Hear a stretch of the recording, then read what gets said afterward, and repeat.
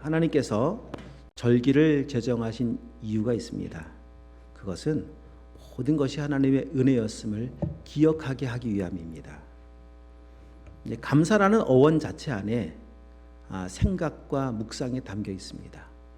그래서 진정한 감사를 하기 원한다면 하나님께서 행하셨던 일을 돌아보아야 하고 생각해 보아야 하고 묵상해 보아야 합니다.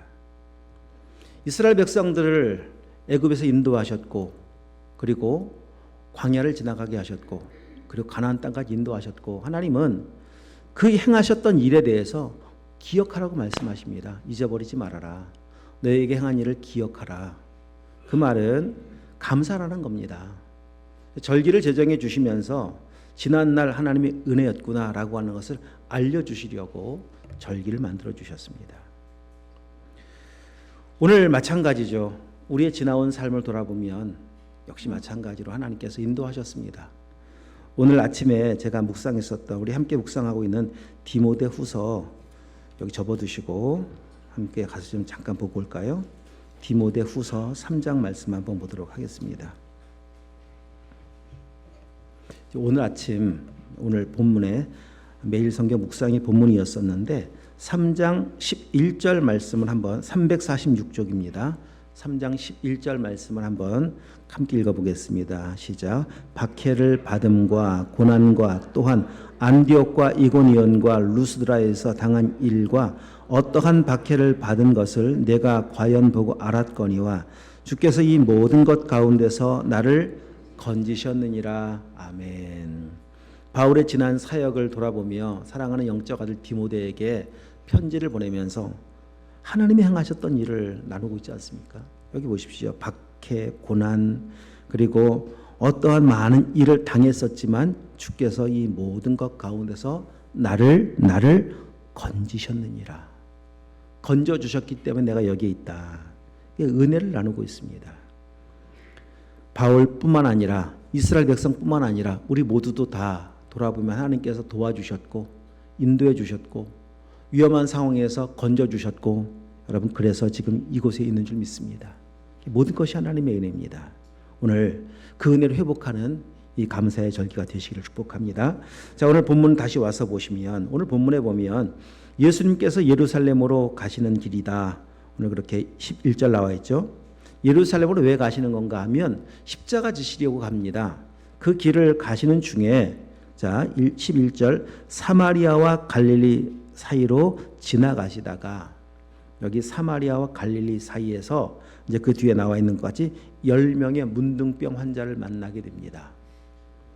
이 사마리아와 갈릴리 땅이라고 나와 있는 그냥 상징적인 의미가 있습니다. 어떤 의미가 있는가 하면 여기는 버려진 땅이라는 의미가 있습니다. 사마리아 땅 자체를 유대인들은 완전 이방 취급하면서 그곳에 있는 사람들과는 상종치 않았었습니다. 근데 그곳에 또 버려진 그 땅 가운데 누가 살고 있습니까? 그러니까 그곳에는 문둥병, 나병 걸린 사람들이 그냥 함께 집단으로 생활하는 곳이었었습니다. 예수님께서 이제 이곳으로 가다가 10명의 문둥병 환자를 만난 일이 있습니다. 문둥병이라고 하는 병은 사람마다 뭐 다양한 병이 있을 수 있는데, 특별히 문둥병은 그냥 일반 병과는 다른 병으로 여겼었습니다. 저주받은 병, 죄악으로 인해서 생긴 결과로 인한 부정한 병으로 취급해서 이 문둥병 걸린 사람들과는 함께 생활하지 못하도록, 물론 전염성도 있어서도 그렇겠지만 이 부정한 병이라고 여겨서 철저하게 격리시켰었습니다. 문둥병 걸린 사람들은요, 옷을 찢고 머리를 밀고 손으로 입술을 가리면서 저 앞에 사람이 오면 스스로 외쳐야 했습니다. 부정하다, 부정하다. 나는 부정한 사람입니다. 내 앞에 오지 마십시오. 만약에 그렇게 하지 않으면 돌 맞아 죽어도 아무 할 말이 없는 사람이 바로 문둥병 환자들이었습니다. 얼마나 참 지옥 같은 삶이었겠습니까? 그러니까 살아가면서 겪고 있는 육신의 질병도 참 고통스럽지만 그렇게 격리를 당해야 되고 사회적으로 무시를 당해야 되는 것, 참 지옥 같은 삶 그 자체가 더 큰 고통 아니었겠습니까? 성경에는 다른 많은 병 중에서도 문둥병을 특별히 많이 여러 번 언급하고 있는 참 특별한 이유가 있습니다. 그것은 다른 것이 아니라 문둥병 환자를 영적인 죄악 가운데 있는 사람들의 모습을 의미해 주고 있기 때문에 그렇습니다. 문둥병의 특징 중 한 가지는 감각이 없는 거예요. 고통을 당해도 감각을 모릅니다. 죄인된 사람, 죄에 오염됐다라고 하는 것은 역시 마찬가지로 죄를 지어도 감각이 없습니다. 무감각한 상태가 바로 영적인 문둥병인데, 자, 에덴 동산에서 추방당하고 난 뒤에 가인과 아벨 이야기가 창세기 4장에 나오는데요. 가인이 아벨을 죽입니다. 그리고 나서 가인에게 하나님께서 이렇게 질문을 합니다. 가인아, 내 아우 아벨이 어디 있느냐? 다 알고 계시죠, 하나님은. 가인이 죽인 걸 알고 있습니다. 그러면은 그런 상황에서 가인이 하나님 잘못했습니다. 제가 제 동생을 미워서 죽였습니다. 라고 회개하기는커녕 오히려 이렇게 뻔뻔스럽게 이야기하죠. 아주 분노하면서 이야기합니다. 하나님, 내가 아벨을 지키는 자입니까? 오히려 이런 식으로 따지고 있는 모습을 볼 수가 있습니다. 이 가인의 상태가 바로 영적 문둥병 걸려있는 상태입니다. 자기 죽였잖아요. 그러면서 묻고 있잖아요. 회개할 줄 모릅니다. 인정하지 않습니다. 오히려 화를 냅니다. 그러니까 죄로 가득한 사람들이 살아가는 이 세상에는 감사하는 것이 없습니다. 오직 원망과 불평과 증오와 저주로만 가득합니다. 지옥은 그런 곳입니다. 여러분, 지옥에 감사가 있겠습니까? 지옥에 감사는 없습니다.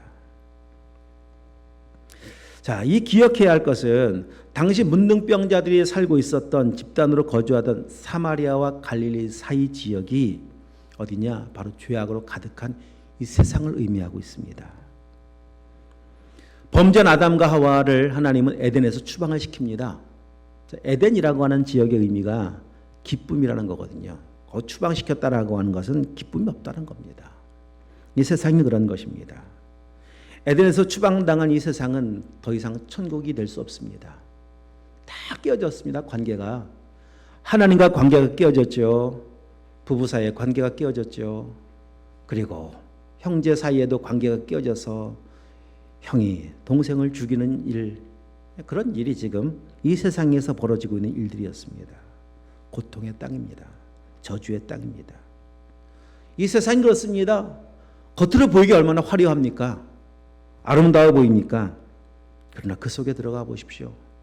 그래도 아름다운가요? 더 이상 아름답지 않습니다.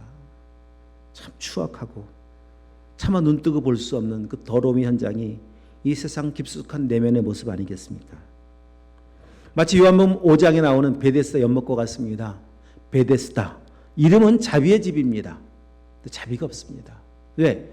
가장 먼저 물속에 뛰어 들어가는 사람만 나을 수 있거든요. 그러니 모두가 다 경쟁 상대고 모두가 다 내가 짓밟고 넘어서야 될 사람 아닙니까? 어디에 거기 자비가 있고 사랑이 있을 수가 있겠습니까? 이게 세상이라는 겁니다. 자, 이런 생지옥과 같은 현장에 주님이 찾아오시는데, 그래서 오늘 이제 이 본문 안에 보면은 그 은혜, 하나님의 은혜가 무엇인가를 세 가지로 먼저 살펴볼 수가 있습니다. 첫 번째 은혜가 무엇인가? 자, 눈으로 한번 보십시오. 12절에 보면 이렇게 말씀하시죠. 한 마을에 들어가시니, 예수님이 들어가신 겁니다. 이게 은혜라고 말을 합니다. 누가 이 저주받은 땅에 들어가겠습니까? 나병 환자들이 살고 있는 이 저주받은 소굴에 누가 들어가려고 하겠습니까? 아무도 안 들어갑니다. 그 부모도 버렸습니다. 부모조차 들어가려고 하지 않습니다. 근데 예수님은 이 외면당하고 버림받은 그곳에 들어가십니다. 은혜라고 말을 합니다. 예수님은 이 저주받고 죄로 오염된 이 땅 가운데 친히 내려오셨습니다. 하늘 보좌 영광을 버린 채 이 땅에 오신 것, 이 복음이고 은혜 아닙니까? 우리가 찾아간 것 아닙니다. 찾아가서 만나는 거 아닙니다. 죄인은 아무것도 할 수가 없습니다. 찾아간다고 찾을 수가 있는 것도 아니고요. 그 누구도 주님이 이 땅에 오시지 않으면 만날 수 없는데 주님의 은혜로 말미암아 우리는 구원함을 입게 되었습니다. 자, 두 번째 은혜는 어떤 은혜인가 하면 저 14절 말씀 가서 보시면, 자, 14절 말씀, 보시고 이르시되, 자, 여기만 보시면 여기 두 가지 은혜가 이제 이곳에 있습니다. 두 번째 은혜입니다. 보셨다라고 하는 거예요. 보셨다. 여기 보셨다, 보시고라고 하는 그 헬라어의 의미를 보면, 자, 여러분 다 지금 저를 보고 계시죠? 다 보이시죠? 자, 몇 개 보이시나요? 이런 의미에 본다는 게 아니에요. 보죠, 이런 걸. 물론 이것도 보는 게 맞지만은 이 원어상의 의미를 보면은요, 사랑의 마음을 가지고, 긍휼의 마음을 가지고, 자비의 마음을 가지고 보는 거예요. 이 보신다라고 하는 그 의미의 속에는요, 다 알고 있다라고 하는 게 함께 똑같은 의미예요. 성경은 안다. 물론 기노스코의 아는 인격적인 암도 있지만은 여기 에이돈이라는 단어도 그런 의미거든요. 로마서 8장에 이런 말씀이 있습니다. 마음을 살피시는 이가 성령의 생각을 아시나니. 거기 아신다라고 하는 말과 본다는 말이 똑같아요. 성령의 생각까지 아시는 주님께서 이 문둥병자의 마음을 모를 리가 없죠. 우리의 마음을 모를 리가 없습니다. 얼마나 고통스러운 삶을 살고 있는지 모를 리가 없습니다. 그들의 삶 자체 저주받은 삶을 살아가고 있는 그들을 향해서 세상 사람들이 바라보는 시선은 주님이 바라보는 시선과 다릅니다. 이런 사람들을 세상은 어떻게 바라봅니까? 무시하듯 바라봅니다. 저주하듯 바라보고 경멸하듯 바라봅니다. 지금까지 겪었던 시선들이었습니다. 차갑습니다. 세상은 사람들의 연약함에 대해서 긍휼함으로 바라보지 않습니다. 사람의 실수에 대해서 따뜻한 눈길을 주지 않습니다. 일반적으로 보면 보통 그렇습니다. 제가 여기서 실수 하나만 하더라도 레이저가 막 쫙 날라올 수 있습니다. 물론 우리 그런 성도들은 그렇지 않겠지만 보통 보여지는 세상의 모습인데 늘 그런 시선만 대해 왔었는데 이들은 어쩌면 난생 처음으로 주님으로부터 따뜻한 사랑의 시선을 경험한 겁니다. 그 긍휼한 사랑의 눈빛으로 바라보는 그 시선을 본 적이 없는데 그 사랑을 경험한 거 아니겠습니까? 오늘 우리를 향한 주님의 시선입니다. 우리 많이 부르는 찬양의 가사와 같이 하나님 사랑의 눈으로 너를 어느 때나 바라보시고 그 어느 때나 어느 때입니까? 이렇게 세상에서 버림받아도 밑바닥에 처해있다 할지라도 우리를 향하신 하나님의 사랑은 시선은 언제나 따뜻한 사랑이셨습니다. 그리고 그렇게 바라보고 계시는 주님 그 시선과 만나시면 돼요. 그 시선과 못 만나서 인생이 답답한 거 아니겠습니까? 믿음의 눈을 한번 열어보십시오. 단 한 번도 나를 향해서 시선을 뗀 적이 없으신 주님의 시선을 만나게 될 거예요. 그럼 다시 용기가 얻게 될 겁니다. 아, 내가 이렇게 사랑받는 존재였구나 알게 될 겁니다. 자, 세 번째 은혜는 무엇인가 하면 그 뒤에 14절 두 번째 이르시되 말씀하셨다는 겁니다. 자, 말씀하신 내용도 한번 더 보도록 할까요? 가서 시작. 가서 제사장들에게 너희 몸을 보이라. 여기까지만. 자, 가서 제사장들에게 너희 몸을 보이라. 이것은 살 수 있는 방법 아닙니까? 치유받을 수 있는 방법 아닙니까? 이들을 향해서 지금까지 받았던 시선도 참 차가웠을 뿐더러 이들을 향해서 말이 들려왔었던 말도 역시 마찬가지로 경멸의 언어 아니었겠습니까? 누가 인격적으로 이들을 향해 말을 해주었겠습니까? 말을 건네주었겠습니까? 말도 섞으려고 하지 않았을 것이었고요. 굳이 말 한번 한다면은 뭐 다 명령이었었고 경멸 조소의 말이었을 텐데, 자, 주님이 이르시되, 주님의 말씀은 천지를 창조하신 능력의 말씀이셨고, 주님은 그분 전체가 사랑이시기 때문에 그분에게서 나오는 말씀이 사랑이십니다. 말씀 안에는 권세가 있고 말씀 안에는 사랑이 있습니다. 그래서 그 말씀을 들으며 사는 거예요. 성경 말씀하시죠? 듣는 자는 살아난다고요. 왜? 그 말씀이 권세고 사랑이기 때문에 그렇습니다.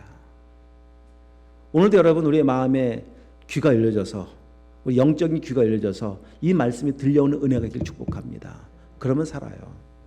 앞에 서 있는 저의 개인적인 잔소리를 듣지 마시고 저를 통해 성령님께서 지금 말씀하신다, 나에게 꼭 필요한 말씀하신다 라는 그 기대함과 사모하는 마음을 가지고 마음의 문을 열면 들린다니까요. 그 전까지는 안 들립니다. 계속 사람의 말로만 들릴 겁니다. 사람의 말로만 들리는 한 그 말씀은, 그 말은 그냥 흘려 지나가는 말이지 아무 능력은 없습니다. 자, 오늘 보십시오. 찾아오신 주님은 사랑의 눈으로 바라보실 뿐더러 말씀하시는데 그 말씀이 능력이고 사랑이라고 말씀드렸었어요. 그 말씀이 가서 제사장의 너희 몸을 보여라. 살 수 있는 방법입니다. 전해주셨습니다. 언제 그들을 향해서 인격적인 언어를 들어본 적이 있었겠습니까? 인격적으로 대해주는 그 말을 들어본 적이 있었겠습니까? 단 한 번도 들어보지 못한 따뜻한 말입니다. 참 권세 있고 능력 있는 말입니다. 자, 이 주님이 행하셨던 이 놀란 은혜를 지금 받고 있는 거잖아요. 그들은 찾아오셔서 그 따뜻한 사랑의 눈으로 바라보시고, 그리고 따뜻한 말씀으로 말씀하시는 그 말씀을 들으면서 내가 사람이었구나 라고 하는 것을 드디어 알게 되지 않았겠습니까? 어쩌면 그들은 그런 주님의 사랑을 경험하고 나서 감격하면서 이런 생각할 수도 있습니다. 이제 사람 대접받은 나, 이제 지금 죽어도 여한이 없다. 그런 생각 안 했겠습니까? 자, 그런데 놀랍게도 여러분 보십시오. 자, 제사장에 가서 너희 몸을 보이라 하셨더니 그 다음 그들이 가다가 깨끗함을 받은지라. 전 사실, 아직 치유되지 않은 이 사실만 해도요, 정말 진짜 그 밀려오는 감동을 잊을 수가 없는데, 더 놀랍게도 가다가 치유를 받아요. 문둥병이 깨끗함을 얻습니다. 마치 나아만 장군이 요단강에 7번 몸을 씻으니까 그의 살이 어린 아이와 같았더라. 성경 그렇게 말씀하시죠? 그렇게 변해버립니다. 예수 안 그랬겠습니까? 이 꿈인가 생신가? 내가 지금 살아있는 거 맞나? 이 꿈 아니고 혹시 꿈 아닌가? 이런 생각 안 했겠습니까? 근데 꿈이 아니에요. 현실이에요. 자, 이렇게 꿈과 같은 현실을 만났을 때 그 기쁨을 어떻게 말로 표현할 수가 있었겠어요? 이 일이 누가 행한 거라고요? 예수님이 행한 거죠. 전적인 예수님의 은혜인 것이 틀림이 없습니다. 이들이 행한 것은 아무것도 없습니다. 자, 그런데 이제 이렇게 은혜를 경험하고 난 뒤에 정확하게 두 부류의 사람으로 나뉘어집니다. 그것은 감사하는 사람과 감사하지 않는 사람이에요. 자, 감사하는 사람이 많았나요? 감사하지 않았던 사람이 많았나요? 10명 중에 감사하는 사람이 많았나요? 감사하지 않고 그냥 간 사람이 많았나요? 네, 다 읽었던 말씀, 쉬운 말씀이죠. 생각해 보세요. 10명 중에 9명이 그냥 돌아가고 1명만 돌아와서 감사를 하더라. 두 부류 나눠지는데 감사하는 무리가 이렇게 적습니다. 반대로 9명이 와서 감사하고 1명이 그냥 갔다고 하더라도 이 기가 막힌 거죠.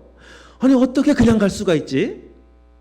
이 엄청난 은혜를 받았는데, 이 기적을 경험했는데 어떻게 그냥 그 1명 어떻게 그럴 수가 있지? 라고 생각할 법도 한데, 안타깝게도 성경의 현실은, 오늘 우리의 현실은 감사하는 사람은 소수예요. 이때만 그런 게 아닙니다. 지금 우리 현실입니다. 그런 이 모습을 보시고 예수님 뭐라고 말씀하시냐고 한번 보도록 할까요? 17절 다 함께 시작. 예수께서 대답하여 이르시되 10사람이 다 깨끗함을 받지 아니하였느냐? 그 9은 어디 있느냐? 10사람이 다 깨끗함을 받지 아니하였느냐? 깨끗함 받은 거 예수님 알고 계시죠? 그 말은 예수님께서 고쳐주셨다는 거예요. 내가 다 고쳐주었는데 그 9은 어디에 있느냐? 은혜는 다 입었지만 은혜를 입었다고 다 감사하지 않습니다. 자, 오늘 이 감사를 한 사람 먼저 좀 살펴보려고 합니다. 그 사람에 대해서 예수님이 뭐라고 말씀하시는가 하면 이렇게 말씀하시죠. 19절 말씀입니다. 그에게 이르시되 일어나 가라. 내 믿음이 너를 구원하였느니라 하시더라. 이 사람에게서 찾아볼 수 있었던 것은 믿음이었습니다.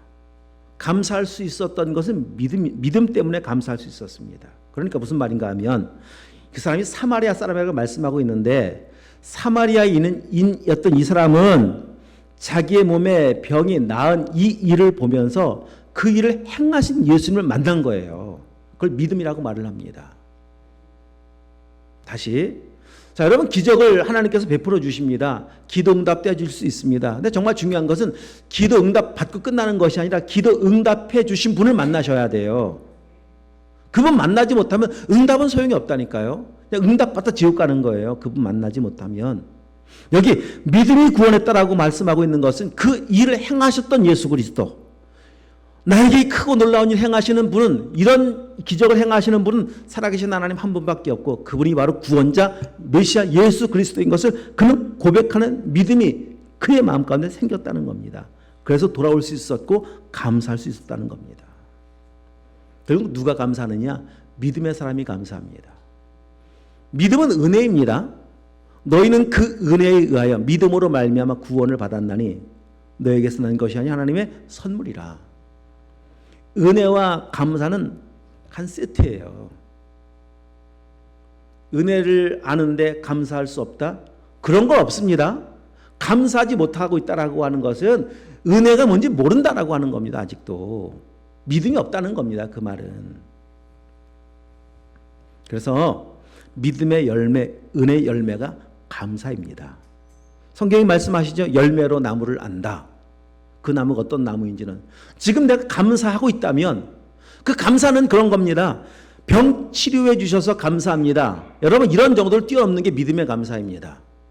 나를 구원해 주셔서 감사합니다. 그러면 이 감사하는 사람은요, 자, 지금 문둥병에 걸려서 금방 치료는 받았지만 이 병 또 안 걸릴까요? 그게 무슨 병이든 이 땅에 살면서 여러분 한 번 고침받았다고 병 다시 안 걸리던가요? 걸리잖아요. 육신의 몸을 입고 살아가는 동안에는요, 계속 이 병들고 아프고 피곤하고 이건 반복될 수밖에 없습니다. 그런데도 믿음으로 감사할 수 있는 건 뭔가 하면요, 하나님 아버지의 치유하심은, 예수 그리스도의 치유하심은 완전한 치유인 걸 믿는 거예요. 완전한 치유, 완벽한 치유. 그런데 완전한 치유가 언제 어디서 이루어지는 건가 하면 우리의 육신의 몸을 입고 살아갈 동안에는 반복되지만은, 그러나 이 육신의 장막을 벗고 난 뒤에, 진짜 부활의 몸을 입고 난 뒤에는 더 이상 아프지 않아요. 이게 믿음입니다. 오늘 아파도 감사할 수 있는 것은, 오늘 아프면, 이 세상의 아픔은 잠깐입니다. 말 그대로 잠깐. 세상의 삶 자체가 잠깐이잖아요. 잠깐 있다가 없어진 안개와 같은 것이 인생으로 표현하고 있지 않습니까? 그 잠깐의 시절은 아플 수 있어요. 여러분, 근데 아픔에 대해서 너무 큰 염려하지 말아야 될 것은, 하나님은 그 아픔 가운데도 일하시는 분이시거든요.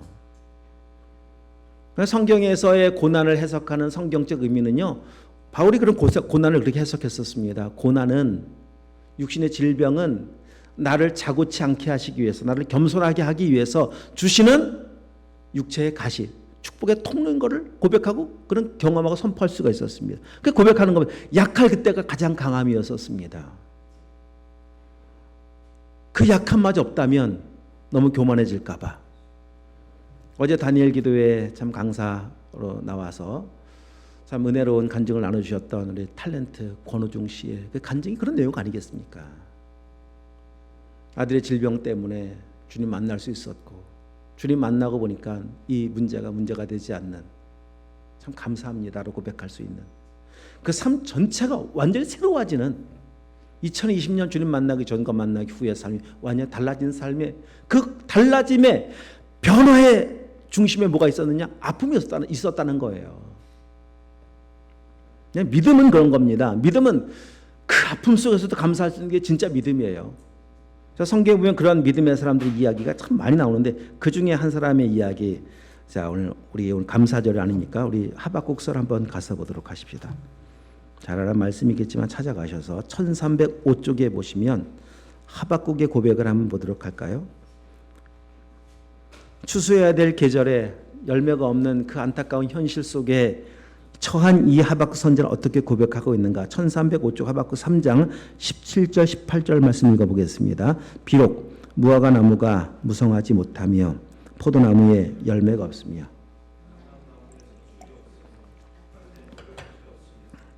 우리의 양이 없으며 외양간에 소가 없을지라도 나는 여호와로 말미암아 즐거워하며 나의 구원의 하나님으로 말미암아 기뻐하리로다. 이런 열매가 하나도 없는데 기뻐하겠대요. 감사하겠답니다. 왜? 구원의 하나님으로 인하여. 이걸 믿음이라고 말을 합니다. 믿음의 사람은 언제나 감사할 수 있습니다. 범사에 감사할 수 있습니다. 하나님께서 우리에게 주신 믿음이 바로 그런 능력도 함께 주신 거예요. 여러분 그런 믿음의 사람 되실 수 있게 축복합니다. 자, 오늘 다시 이제 본문을 와서 보시면 그 9명, 한 사람은 이 사마리아인은 이런 은혜를 입게 되었던 것인데 이 9명을 보십시다. 자, 오늘 본문 12절 한 마을에 들어가시니 나병 환자 10명이 예수를 만나 멀리 서서 13절 함께 다시 읽습니다. 시작. 소리를 높여 이르되 예수 선생님이여 우리를 불쌍히 여기소서거늘. 소리 높여 이르되 우리를 불쌍히 여기소서. 다시 바꿔 말하면 기도 아닙니까? 기도. 주님께 지금 간절히 기도하고 있습니다. 여기 우리를 불쌍히 여기소서 소리 높여 아주 간절히 외치고 있는 이 모습을 볼 수 있는데 여러분 지금 9명도 함께 기도했던 사람들이에요. 기도의 응답을 받은 거 아닙니까 지금? 기도의 응답을 받아서 지금 이 질병이 문둥병이 고침을 받습니다. 그런데 문제는 응답 받고 난 다음의 태도입니다. 문둥병이 치료받고 문제가 해결받았는데 기도의 응답을 받았는데 주님께 나오질 않아요. 예배하지 않아요. 감사하지 않아요. 왜일까요 도대체? 좀 전에 이런 말씀 드렸었습니다. 은혜와 감사는 세트라고요.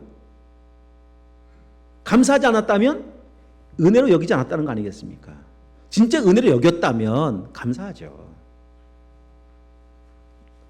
그러니까 그 말은 다시 이런 겁니다. 내가 기적은 경험했지만은 이 기적을 경험할 수 있었던 것은 내가 열심히 부르짖어 기도했기 때문에 받은 결과. 그러니까 행하신 분이 주님인 것을 인정하는 걸 하겠지만은 그보다 주님이 행하셨던 기적보다 더 높은 곳에 있는 위치에 있는 것이 뭔가 하면 내가 기도한 거예요. 내가 기도한 거. 내가 더 높고 내가 더 의롭고 내가 더 대단하고 이 정도 기도했고 이 정도 고생을 했고 내가 이 정도 삶을 살았다면 이런 응답받는 건 당연한 거지. 자, 아까 한 명은 사마리아인이더라. 성경에 나와 있죠. 굳이 꼬집어 사마리아인이라고 이렇게 언급해 놓은 걸 보면 나머지 9명은 유대인일 가능성이 굉장히 큽니다. 유대인들의 정통적 신앙관입니다. 그들이 누리며 살아가는 것, 심지어 구원까지도 당연한 거, 당연한 거. 우리가 누군데? 우리가 구원받지 못하면 누가 구원을 받고? 당연한 겁니다. 당연한 것이라고 생각하는 사람에게 감사는 없습니다. 뭐가 감사합니까? 구원이 감사할까요? 당연한 것인데 감사는 없습니다. 자, 이게 문제. 몸은 치유받았는데, 몸의 육신의 문둥병은 치유받았는데 영적인 문둥병은 치유를 못 받은 거예요. 그러니 이들은 돌아가면서 살아가는 모든 매사가 범사가 불평입니다. 이들의 삶에 감사는 없습니다. 영적인 문둥병으로 죄로 물들게 만들었던 영적인 문둥병 들게 만들었던 죄 문제 해결을 받지 못하는 한 감사는 없습니다. 그래서 늘 원망과 불평이 그냥 입만 열면 자연스럽게 나오는 거예요. 이 불행한 거죠, 불행한 거. 받은 게 많음에도 불구하고 감사할 줄 모르며 살아가는 게 얼마나 불행함입니까? 받은 게 참 많은데 원망하는 사람들의 특징 그런 겁니다. 가진 게 참 많은데 꼭 없는 거 한 가지를 놓고 불평을 합니다. 감사하는 사람들은 차이가 그거예요. 믿음의 사람, 은혜를 아는 사람은 다 없어요. 다 아무것도 없는 것 같은데 한 가지 이건 주셨지. 그걸 감사해요. 굉장히 큰 차이죠. 자, 아담과 하와에게 하나님 다 주셨습니다. 딱 한 가지 선악을 하는 열매만 먹지 말라고 말씀하셨어요. 다 주셨잖아요. 정말 다 말 그대로 모든 걸 다 주셨잖아요. 그거 원망할 만한 일인가요? 그거 한 가지 안 주신 게? 근데 마귀 그 한 가지 가지고서 다 안 주신 것처럼 유혹한다니까요. 그게 마귀입니다. 마귀 수법입니다. 그리고 유혹하는 겁니다. 하나님 널 사랑하지 않아. 하나님 사랑한다면 다 주셔야지. 여러분 마귀 오늘도 그렇게 유혹하는 거예요. 어디나 없는 거 있으시죠? 생각해요. 참 우리는 풍족함 가운데 사는데도 불구하고 마귀는 그 풍족함 중에도 없는 것 찾게 만들어요. 그리고 원망하게 만들고 불평하게 만들고 하나님을 향해서 불신케 만들고 여러분 그렇게 살게 만듭니다. 사실 요즘 뭐가 없습니까? 뭐가 부족합니까? 너무 많죠 사실. 모든 게 너무 풍족한 시대를 살고 있습니다. 교회 학교 사역하는 사역자들의 고민, 아이들 선물 줄 때가 되면 뭘 줘야 되지? 를 고민합니다. 왜? 다 있거든요. 이런 시대를 살고 있는데도 불구하고 굳이 한 가지 없는 걸 찾아요. 그리고 원망하고 불평하기 시작해. 주신 많은 것은 감사해 생각하지 않고 늘 지옥입니다. 그래서 늘 지옥. 근데 천국을 누리며 살아가는 사람들은요 아무것도 없어도 너무 감사해요. 하나님 감사합니다. 저 하늘을 주셨네요. 저 공기, 이 신선한 공기도 주셨네요. 주여 아름다운 단풍도 주셨네요. 주여 추운 겨울도 주셨네요. 난 아무것도 없는데 주신 게 너무 많아요. 그러고 보니까 다 감사해요. 다 감사. 천국입니다. 천국. 자, 오늘 우리의 삶을 돌아보라는 겁니다. 이렇게 주님 말씀하고 계시죠. 아홉은 어디 있느냐. 나는 지금 어디에 속해 있는가 한번 점검해 봅시오. 혹시 나도 지금 아홉에 속해 있는 사람은 아닙니까? 우리를 향한 메시지입니다. 어디에 있느냐 너는 지금. 여러분이 9명에 필요한 게 뭘까요? 9명에 필요한 것은 믿음이 필요합니다. 기도응답 받았어요? 그 일 행하신 주님도 눈으로 실제 보았었어요? 그 일 행하신 주님 만나는 게 필요해요. 여러분 우리의 인생 지금까지 돌아보면 여기까지 누가 인도하셨습니까? 다 고백하시죠? 그 고백하는 그 주님을 인격으로 만나는 게 필요합니다. 그래서 주님과 함께 살아가는 거예요. 환경의 문제가 아니라 믿음의 문제이고 주님과 관계의 문제입니다. 내 안에 믿음만 있다면, 주님을 신뢰하는 믿음만 있다면, 나를 사랑하시는 주님과의 관계가 오늘도 친밀할 수만 있다면 하박국 고백이 이제 나의 고백 될 수 있어요. 아무것도 없어요. 올해는 농사가 다 망했네요. 쫄딱 망했네요. 그래도 감사할 수 있어요. 왜? 나를 구원하신 하나님으로 인하여 지금도 망한 나를 향해 찾아오시고 지금도 망한 나를 늘 사랑의 눈으로 바라보시는 주님 때문에 망한 나를 언제나 복음으로 생명으로 말씀하시는 주님의 사랑 때문에 감사할 수 있는 겁니다. 여러분 오늘 우리 모두가 다 이런 믿음의 사람 되어서 영적인 문둥병 환자가 아니라 참 구원받은 은혜의 사람, 믿음의 사람 되어서 우리의 삶에 처한 어떤 상황 속에서도 감사하고 찬양드리며 오늘 성경 말씀 다시 눈으로 보십시오. 15절에 보면 난 것을 보고 큰 소리로 하나님께 영광을 돌리며 돌아와 영광을 돌렸다고 나와 있죠. 영광을 돌리는 사람 다른 사람 아닙니다. 감사하는 사람이에요. 하나님은 하박국을 통해서 얼마나 큰 영광을 받으셨겠어요. 진짜 쫄딱 망한 상황에서도 그냥 감사해요. 하나님. 네, 구원의 하나님 때문에 저는 감사합니다. 얼마나 영광을 받으셨겠어요. 자, 우리의 삶도 그렇게 하나님께 영광을 돌리는 그렇게 천국을 맛보며 누리며 살아가시는 은혜가 있기를 주님으로 축복합니다. 다 함께 우리 기도하도록 하겠습니다.